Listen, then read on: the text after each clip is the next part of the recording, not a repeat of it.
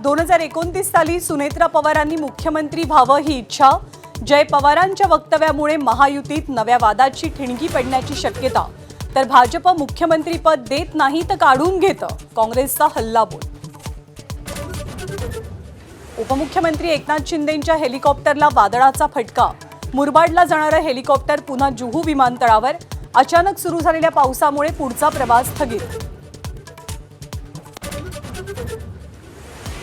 भाजपला हिंदुत्व शिकवणाऱ्या बाळासाहेब ठाकरेंच्या कुटुंबातील लोकांना धर्मध्वज सोहळ्यापासून दूर का ठेवलं, संजय राऊतांचा सवाल। तर मंदिरात येताना पक्षाचे जोडे बाहेर ठेवले जातात, महंत सुधीरदास यांचा टोला।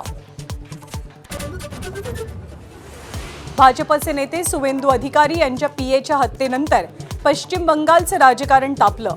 हत्या पूर्वनियोजित असल्याचा भाजपचा आरोप। तर सीबीआय चौकशी करा, तृणमूलचं आवाहन।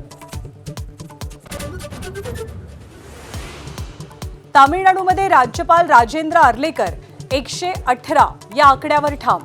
टीव्हीकेचे जोसेफ विजय यांचं टेन्शन वाढलं। तर सगळेच कोश्यारी, कुणी धोत्रात तर कुणी सुटाबुटात, राऊतांचा टोला। मुंबईतल्या पायधुणीमध्ये कलिंगडाच्या सेवनामुळे झालेल्या कथित मृत्यू प्रकरणात मोठा ट्विस्ट। उंदीर मारण्याच्या औषधामुळे चौघांचा मृत्यू झाल्याची माहिती। हत्या की आत्महत्या, सस्पेन्स कायम।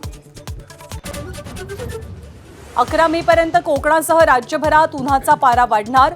तर अनेक जिल्ह्यात गारपिटीचाही अंदाज। आजही मुंबईच्या आजूबाजूच्या परिसरात सोसाट्याचा वारा।